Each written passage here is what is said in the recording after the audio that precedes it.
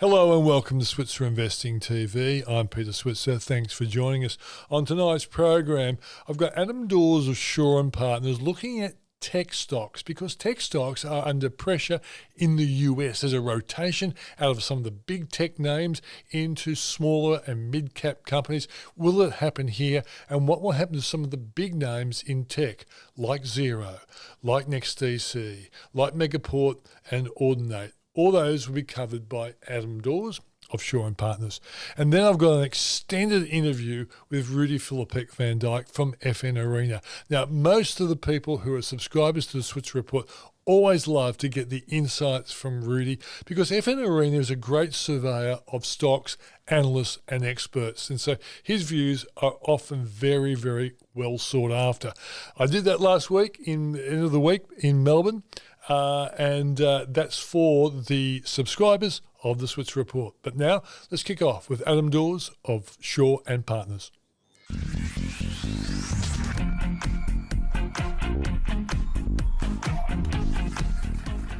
Hello, Adam. Thanks for joining us. It's great to be here, Peter. Thank you.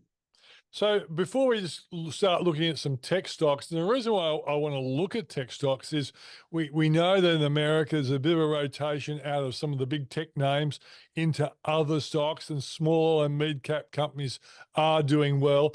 Do you think the same kind of thing is going to happen here because we tend just to follow the leader? Yeah, we definitely follow the US. There's no doubt about that. And I certainly think that over time, the US, with their interest rates coming down, will drag all other global interest rates down as well. So, yeah, we will definitely follow that. I think what's interesting, what's happening in the US is obviously that we've had that, beautiful word, the Magnificent Seven, for the last 6 months. And that's driven pretty much 50% of the overall performance of the S&P 500 or even the NASDAQ. But now we're starting to see that broader-based rally starting to happen. We saw the Russell 2000 kick up last week, and that actually outperformed the NASDAQ. So that says to me that it's a broader-based rally now, which is fantastic because you need that for the market to continue to go through and to continue to reach all-time highs. But certainly the tech side of things, will it happen here in Australia as far as a broader-based rally? 62% of our market is in resources. So really, we need to see the commodity prices really start to lift off and get a weaker US dollar. That will definitely help our market rally on a broader base. But we did hit the 8,000.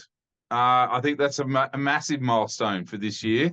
And we all should be pretty happy because I think we'll continue to stay around that 8,000, if not go higher. Yeah. And the thing is, Adam, a lot of the sell-off in the US is for the really big tech stocks have really outperformed. Yeah. We've been arguing for a long time that when interest rates come down, tech and growth stocks will do well. And they're the normal tech growth stocks that haven't been like Magnificent Seven, haven't had this big AI attraction about them. There's still a lot of, in a sense, catch up for lots of companies. Some of them will be tech, some will be just great growth companies. Yeah, agree. It's interesting because you look at that tech side of things, and look, back in the dot-com boom, it was a great idea, but there was no revenue coming in. Now you've got these great ideas, and there's also revenue coming in. So it's a very different rally. It's now starting to get that broad-based kind of thing, and that I think gets me excited because it does show to me that there's probably going to be another good year, financial year as well as calendar year next year as well. So that's great. We're I don't know how you feel about this, Peter, but this is what a bull market feels like. Yeah. Yep, sure does. And I guess if we didn't have Donald Trump promising a 60% tariff on China, I'd be totally happy about whoever wins the election. But I do worry about 60% tariffs on China. Yeah. I hope there is a Congress that gets in his way on that one. But that's a story for another day. Let's go to a number of tech stocks I wanted to talk to you about. I want to start with Audinate first of all, because two very good analysts like Audinate, particularly ahead of reporting, which is coming up pretty soon. Yeah. What do you think about Audinate? Look, I think it's one of probably one of the better tech businesses on the ASX. One, because it's a disruptor in a field that basically has had no disruptors in it at all. So these guys are doing really, really well. It will be ahead of that August September result. It is going to be interesting to see how that's going to go. The stock's actually down about 33% from its Mm. highs. So it does provide some opportunity there. And I think that they will surprise to the upside. I don't think they've really come out and given us any sort of warning or anything like that. So it does bode well for a bit of a kick up on the upside, or a trade for Ordinate. But a fantastic business, really, really comfortable with it, as well as then it does have really good structural growth going into 25, 26. And so that's what you want. You want earnings and you want growth, ahead of it. And with that pullback in the stock, I think it's a really opportune time to be looking at it. Okay, let's go to another one-time darling of the tech sector, MP1, Megaport. What's your current view on Megaport? Yeah, so I think the turnaround in Megaport is, I mean, obviously the stock has rallied with the rest of the tech sector, so it doesn't look too bad. But that takeover or the turnaround is taking a little bit longer than I think expected for the market going forward. They did have a third quarter there. It was a bit softer on their third quarter. It was more than expected. They sort of their ports, as well as it was sort of down about 6%. And then most analysts have sort of reduced their price targets a bit to sort of closer to $16. And so that obviously shows that it's been a tough one for Megaport. I really do like Megaport as a business because, again, disruptor. You want to get into something. These guys can take 30 minutes to get these ports up and running, where it usually takes 3 weeks for Telstra to get anywhere close. So I think it's a really good business. But I think there has been some downgrades in 2025. So you just got to be a little bit careful on this one. If it is in that downgrade cycle, it's probably time to just sort of run for the hills, because this has had a fantastic run and maybe looking a little bit toppy up here. So I'll be a little bit cautious going into the reporting season on Megaport, and just keep a careful watch on what's going on there. Okay, let's go to NextDC next. A Yeah. darling of the tech area, hasn't had a lot of negativity. Seen as a big beneficiary even of AI requirements. But what's your view on NextDC? Well, NextDC, the data alone, and I think for you to do a Google search, the data and the energy that is required is quite minimal. But if you do an AI search, or an AI, sort of chat GPT, it's like 5 times the energy requirements just to get that same result out of AI. And so data centers are just becoming this huge focus, or vogue, around that whole sort of thing. We've seen Goodman Group do the same thing. NextDC, we're actually buying some NextDC for clients who want some more growth. I still think that there is a lot of growth in NextDC. We're certainly looking, obviously, that their AI beneficiary could lift them up sort of 10 times EBITDA, going forward. So I think there is some growth still left in this one, albeit the PE is ridiculous and you've got to be a little bit careful up here.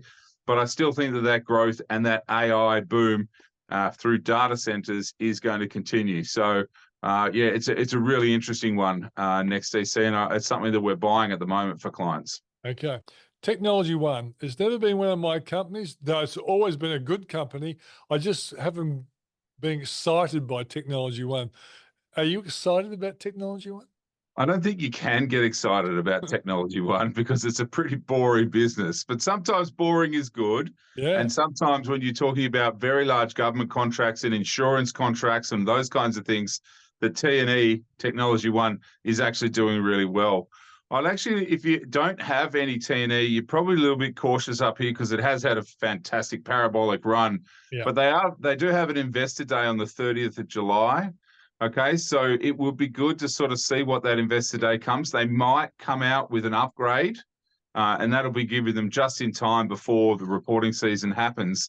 So that investor day briefing on the 30th of July would be my next port to look into that, see how the market reacts to that presentation, and then take a bit of a stand. But I think this T&E will report quite well And I think that is our boat. And look, there's nothing wrong with boring. I think we've said that already on this show once or twice. And I've resisted saying, well, it's one of the great reasons why I go to you. But and of course, I'd be lying if I say, because you're a well-known excitement machine in the markets. Let's go to Xero. This is definitely, well, Xero is basically a boring business as well, but it's got a really exciting name in Xero with an X. Are we on the way up with Xero? Well, there's a bit of competition out there with Intuit and QuickBooks. Especially in the US, they're really going after Xero's accountancy base. There's been aggressive pricing in order to get accountants to switch. Intuit's offering all of its plans for $2 per month now, and obviously which compares to sort of $5 per month last year. So they're really going after that. Now, can Xero defend that position? I think they can. I think once I use Xero in my business, and look, if once it's in, it's really hard to get it out. I mean, you just become so used to it. So I think the aggressive pricing is going to hurt that sort of renewals. So I think we've got to be a little bit careful about that, and that will negatively impact their subs or their subscriptions for 2025. So there might be a little bit of a pullback there on that one. But overall, I think we've seen most brokers upgrade price targets to around $160. And look at 130, where we are, 136 or so. I think it looks good. So again, it's been one of those ones that I did a lot of topping up for clients at $99, $98. We're now looking pretty good, but I'm still thinking of really positive, hopefully going into earnings season, that this one should look pretty good as well. So I think they should do pretty well to keep that subscriber growth going. Yeah. It's kind of a company that's got nice momentum. It's had really exciting momentum, but now it's kind of like solid, isn't it? Now, that's why I think people, as you've made the point, people love working with Xero. A lot of them were ex-MYOB people. And I think the fact that Intuit and QuickBooks are trying to take Xero on, they know they've got a pretty good rival on their hands. Yeah, absolutely. And it's all about that US growth for Xero. We're really looking to that, to do that. But, it's got revenue now. It's even a little bit of profitability there as well. So, this one's been running on the side of losing money for many, many years, but it really has turned it around and now starting to get some traction. So Xero, it does look good. And it's probably one of our best tech stocks that we have on our market. Okay. Well, I've asked you all about the stocks I was interested in. Is there one that surprised you this week as a new one on the Adam Dawes Destroyer list? Yeah, I don't know if there's. I think it's the calm before the storm. Now we hit 8,000. We've pulled back a little bit, so it's offering some kind of value there. It's not a destroyer list, but looking at BHP, it's back down to that $41, $50, $42. Yeah. If you take a 5-year chart on this, every time it gets down here, 42, 41, 50, it'll bounce here back up to 46 and then come back down again. So I know it's not going to set the world on fire, but it is actually probably not a bad trading stock to be looking at that sort of range trade of 41 to 46, 47. You get $5 out of that and then sell it, and then it can continue to keep doing that. So I'm seeing some value. South 32 today absolutely got belted on their results, and production was down 20% across the board on some of their metals. So again, that's offering value, but I'd be sort of sitting on the sidelines there. And then, the hot stocks in the market, Drone Shield, still continuing to fall, even after that 4C that came out and sort of showed that the company's still doing well, but probably not so well to warrant a $2 billion market cap. So look, there's a couple of small ones there, but I think BHP as a trading stock, I think that really looks good. And so we've been tipping in a couple of clients today just to get a sort of $5 range, and that I think that'll bode well going into reporting season. Yeah, and the outlook for commodities for 2025 looks pretty good. So, provided Donald Trump doesn't scare the pants off everybody. All right, mate. Thanks for joining us. Thanks. Great to be here. That's Adam Dawes of Shaw and Partners.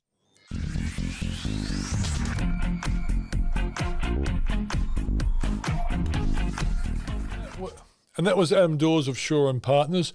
And thanks for joining us. If you're not a subscriber to the Switzer Report, if you are, stay tuned. We're Rudy Philippek Van Dyke from FN Arena.